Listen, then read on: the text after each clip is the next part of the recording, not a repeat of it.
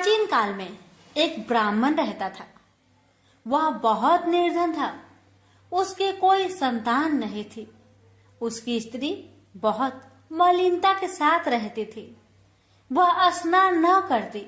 इससे ब्राह्मण देवता बड़े दुखी थे। बेचारे बहुत कुछ कहते थे, किंतु उसका कुछ परिणाम न निकला। भगवान की कृपा से ब्राह्मण की स्त्री के कन्या रूपी रत्न पैदा हुआ। कन्या बड़ी होने पर प्रता स्नान करके विष्णु भगवान का जाप हुआ। बृहस्पतिवार का व्रत करने लगी। अपने पूजन पाठ को समाप्त करके विद्यालय जाती तो अपनी मुट्ठी में जौ भर के ले जाती और पाठशाला के मार्ग में डालती जाती। जब ये जौ स्वर्ण के हो जाते, लौटते समय उनको बीनकर अपने घर ले आती थी। एक दिन वह बालिका सूप में उस सोने की जौ को फटक कर साफ कर रही थी कि उसके माता ने देख लिया और कहा, हे बेटी, सोने की जौ के लिए सोने का सूप होना चाहिए। दूसरे दिन बृहस्पतिवार था। इस कन्या ने व्रत रखा और बृहस्पति देव से प्रार्थना करके कहा, मैंने आपकी पूजा सच्चे मन से की हो तो मेरे लिए सोने की सूप दे दो। बृहस्पति देव ने उसकी प्रार्थना स्वीकार कर लिए। रोजाना की तरह वह कन्या जौ फैलाती हुई जाने लगी। जब लौटकर जौ बीन रही थी तो बृहस्पति देव की कृपा से सोने का सूप मिला। उसे वह घर ले आई और उसमें जौ साफ करने लगी, परंतु उसकी माँ का वही ढंग रहा। एक दिन की बात है कि वह कन्या सोने के सूप में जौ साफ कर रही थी। उस समय उस शहर का राजपुत्र वहां से होकर निकला। इस कन्या के रूप और कार्य को देखकर मोहित हो गया तथा अपने घर आकर भोजन तथा जल त्याग कर उदास होकर लेट गया।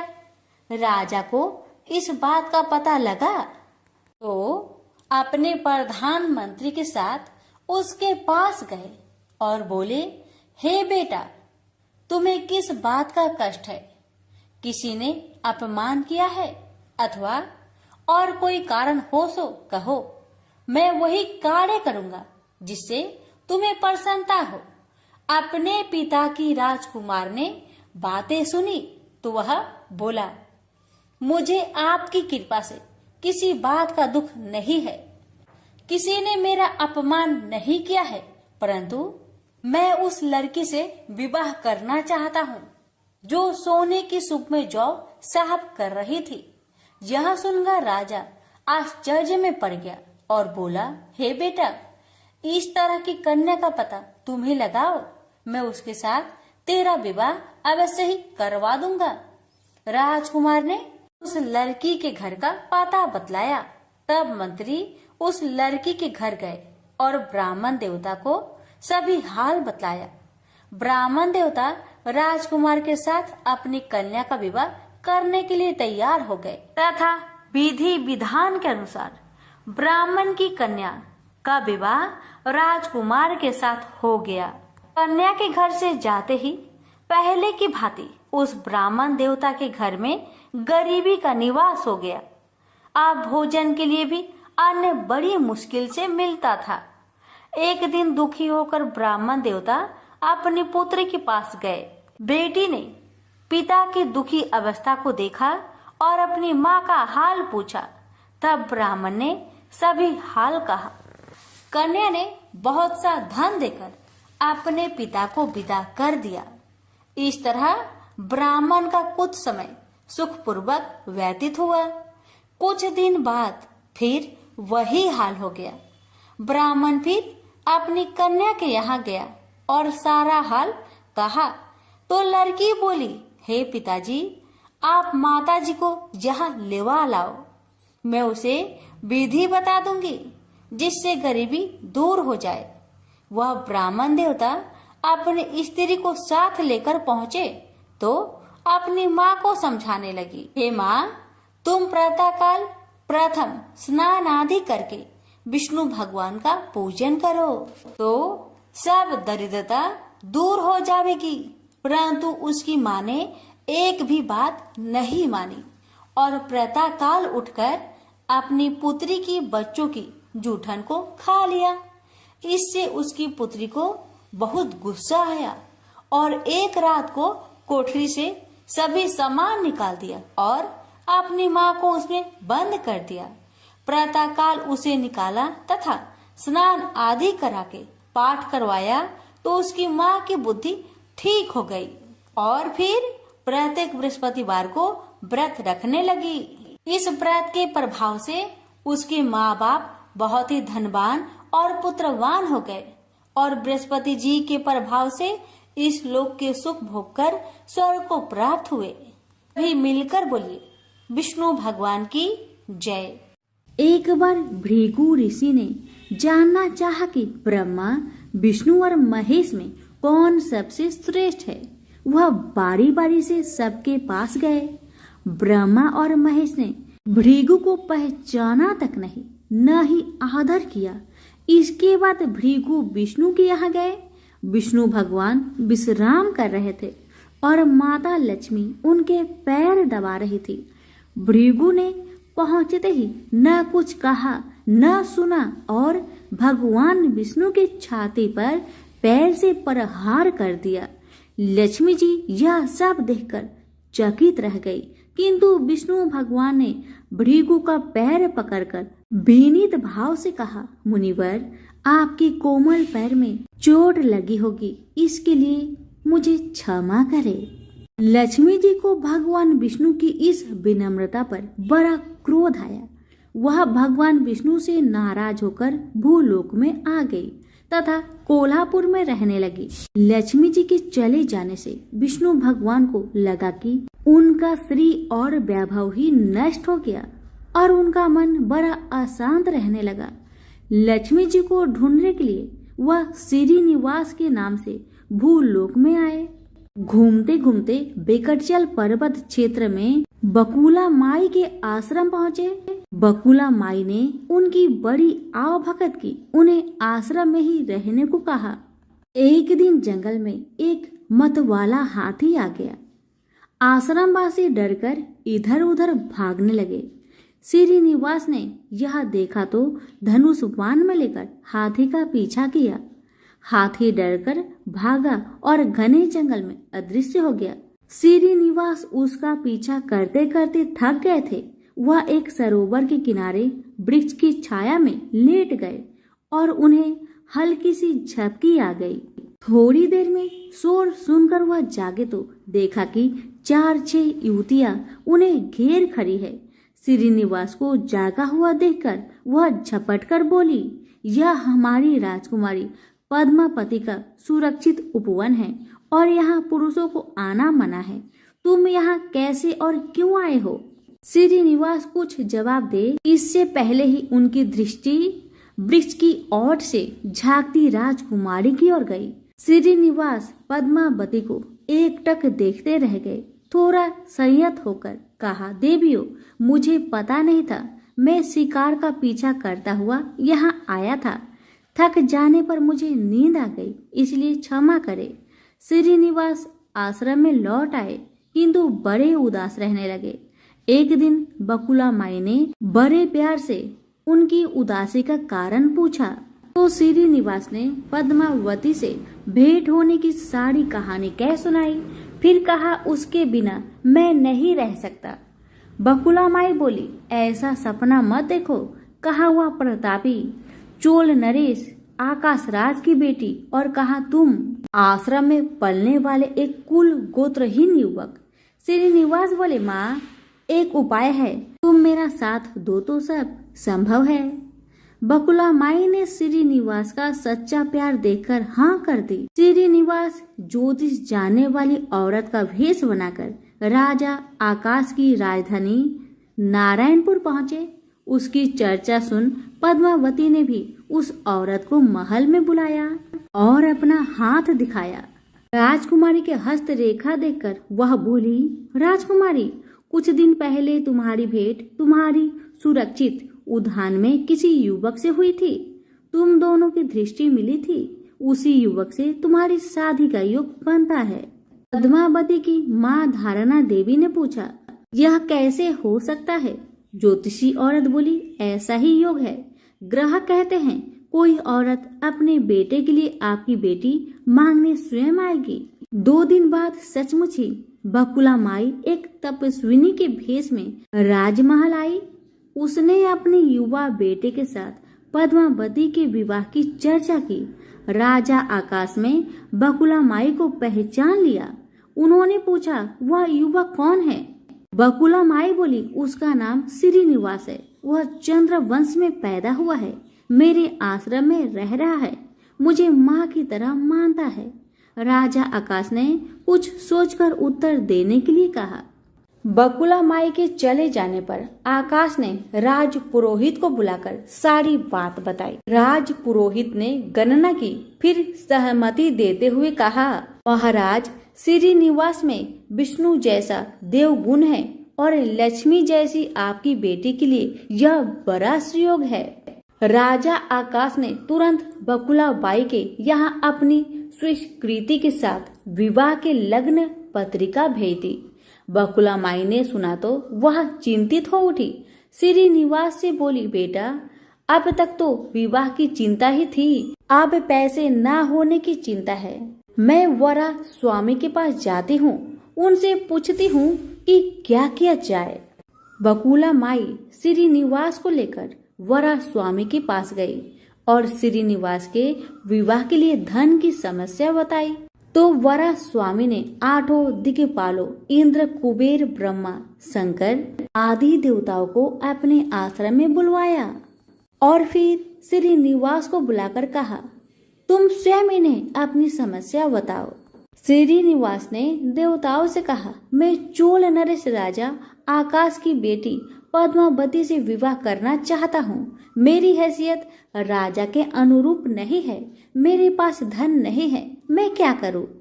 इंद्र ने कुबेर से कहा, कुबेर, इस काम के लिए तुम श्रीनिवास को ऋण दे दो। कुबेर ने कहा, ऋण तो दे दूंगा, पर उसे यह वापस कब और कैसे करेगा, इसका निर्णय होना चाहिए। श्रीनिवास बोले, इसकी चिंता मत कीजिए, कलयुग के अंत तक मैं सब ऋण चुका दूंगा। कुबेर ने स्वीकार कर लिया। सब देवताओं की साक्षी में श्रीनिवास के ऋण पत्र लिख दिया गया। उस धन से श्रीनिवास और पद्मावती का विवाह बड़े धूमधाम से हुआ। तभी नारद ने कोल्हापुर जाकर लक्ष्मी को बताया, विष्णु ने श्रीनिवास के रूप में पद्मावती से विवाह कर लिया है। दोनों बेकटाचल पर्वत पर रह रहे हैं। यह सुनकर लक्ष्मी जी को बड़ा दुख हुआ। वह सीधे बेकटाचल पहुंची। विष्णु जी की सेवा एवं लगी पद्मावती को भला बुरा कहने लगी। श्रीनिवास विष्णु रूप में मेरे पति है, तूने इनके साथ विवाह क्यों किया? दोनों ने वाक युद्ध होने लगा। तो श्रीनिवास को बड़ा दुख हुआ। वे पीछे हटे और पत्थर की मूर्ति के रूप में बदल गए। जब दोनों देवियों ने यह देखा तो उन्हें बड़ा दुख हुआ कि श्रीनिवास तो अब किसी के न रहे। इतने में शीला विग्रह से आवाज आई, देवियों में इस स्थान पर बकटेश्वर स्वामी के नाम से अपने भक्तों का अभिष्ट पूरा करता रहूंगा। उनसे प्राप्त चढ़ावे के धन द्वारा कुबेर का कर्ज ब्याज चुकाता रहूंगा। इसलिए तुम दोनों मेरे लिए वापस में झगड़ा मत करो। यह वाणी सुनते ही लक्ष्मी जी और पद्मावती दोनों ने सिर झुका लिया। लक्ष्मी कोल्हापुर आकर महालक्ष्मी के रूप में प्रतिष्ठित हो गई और पद्मावती तिरुनाचूर में शीला विग्रह हो गई। आज भी तिरुपति क्षेत्र में तिरुमला पहाड़ी पर भगवान बकेटेश्वर स्वामी के दर्शन हेतु भक्त गणों से इसी भाव से शुक्ल लिया जाता है। उनकी पूजा पुष्प, मिष्टान आदि से न होकर धन द्रव से होती है। इस धन से भगवान श्री कृष्ण बकेटेश्वर स्वामी कुबेर का कर्ज चुका रहे हैं। सभी प्रेम से बोलिए श्री लक्ष्मी नारायण की जय हो। राजा मिल एक सदाचारी ब्राह्मण था। वह कन्याकुब्ज प्रदेश में रहता था। प्रारंभिक जीवन वह बहुत ही सदाचारी तथा मनोनित्य कर्म करने वाला था। दुर्योग से एक बार वह किसी दासी के प्रेम में पड़ गया और उसे अपनी पत्नी बनाकर रहने लगा। उसकी कुसंगति के कारण उसके विचार दूषित हो गए और दुष्कर्मों से वह अपनी जीविका चलाने लगा। वह लूटपाट तथा हत्या जैसे बुरे कार्य में हमेशा लगा रहता था। दासी से इसके 10 पुत्र थे। उनमें से सबसे छोटे पुत्र से उसे बड़ा मोह था। उसका नाम उसने नारायण रखा था। अक्सर वह उसे हमेशा नारायण नारायण कहकर पुकारता था। उसके अन्य बेटे उसकी कोई परवाह नहीं करते थे तथा वे भी उसी की तरह दुष्ट कर्मों में लगे रहते थे। पत्नी भी नीच संस्कारों की थी, अतः वह भी कभी आजामिल को मना नहीं करती थी कि बुरे और निंदित कर्म मत करो। अच्छे और भले कर्मों से जो उपार्जित करोगे उसी में रूखा सूखा खाकर जैसा भी होगा हम अपना तथा अपने परिवार का भरण पोषण कर लेंगे। पत्नी तथा अन्य संतानों की तरफ से निंदित कर्मों का बढ़ावा देने के कारण आजामिल और भी बुरे कर्मों में लगा रहा। चोरी, झूठ, लूटपाट तथा हत्या जैसे जघन्य कर्मों के साथ वह मद्यपान भी अधिक करने लगा, जिससे उसका स्वास्थ्य भी खराब हो गया। एक बार वह बहुत बीमार पड़ा। उसकी सेवा के लिए कोई भी न आता था। अब उसे पता लगा कि जिनके भरण पोषण के लिए वह निंदित कर्म करता रहा, वही लोग अब उसे पूछते तक नहीं। बीमारी के कारण वह अशक्त होकर खाट पर ही पड़ा रहता था। उसमें स्वयं उठने बैठने तथा चलने फिरने की शक्ति भी न रही। छोटा बेटा नारायण ही उसकी पुकार सुनकर उसके पास आता और उसकी बात सुनता था, इसलिए वह हमेशा उसको ही नारायण नाम लेकर पुकारता था। उसको असाध्य रोग हो गया था। एक दिन उसे जब आभास हुआ कि अब वह नहीं बचेगा और उसका प्रांत हो जाएगा, तो व्याकुल होकर वह अपने छोटे पुत्र को नारायण नारायण कहकर पुकारने लगा। जब तक नारायण उसके पास नहीं पहुंचा, उसने नारायण नारायण की रट लगाए रखी। नारायण जब उसके पास आया तो जीवन से निराश विहल हो उसके हाथ पकड़कर कहा, नारायण नारायण तू आ गया है। इतना कहते कहते ही उसका प्रांत हो गया। रात होने पर उसके जीव को लेने यमदूत आ पहुंचे और वे आजामिल के जीव को लेकर यमलोक चले जाए। इससे पहले ही बैकुंठ से विष्णु के दूत आ गए और उन्होंने यमदूतों से कहा, आजामिल के जीव को तुम लोग नरक नहीं ले जा सकते। मरते समय इसने कई बार विष्णु को नारायण नारायण कहकर पुकारा था, अतः अब यह जीव स्वर्ग का अधिकारी है। यमदूत हंसकर बोले, इसके सारे जीवन का लेखा जोखा चित्रगुप्त की बही में लिखा है। उसके अनुसार यह पूरे जीवन में हमेशा निंदित और पाप कर्मों में लिप्त रहा है। तुम जो नारायण की बात करते हो, तो यह नारायण के रूप में विष्णु भगवान को नहीं पुकार रहा था। यह तो अपने छोटे बेटे को उसका नाम लेकर बुला रहा था। विष्णु दूतों ने कहा, प्रारंभिक जीवन में यह सत्कर्मी था। एक स्त्री की कुसंगति में पड़कर इसने पाप कर्म किए हैं। इस सब के बाद बेटे के नाम के बहाने ही सही यह हमेशा नारायण नारायण कहता रहता था और अंत समय तो इसने नारायण नारायण कहते अपने प्राण त्यागे। इसलिए यह जीव इतने पुण्य से ही स्वर्ग का अधिकारी है। इसको हम स्वर्ग ले जाएंगे। इस प्रकार आजामिल नारायण नाम की महिमा से स्वर्ग का अधिकारी बना तो प्रेम से बोलिए जय श्री हरि। हे लक्ष्मी नारायण, आपकी कथा कहने वाले, सुनने वाले, हुक्कार भरने वाले सभी भक्तों पर आपने कृपा सदा सर्वदा बनाए रखिएगा। तो प्रेम से बोलिए श्री हरि लक्ष्मी नारायण भगवान की जय हो।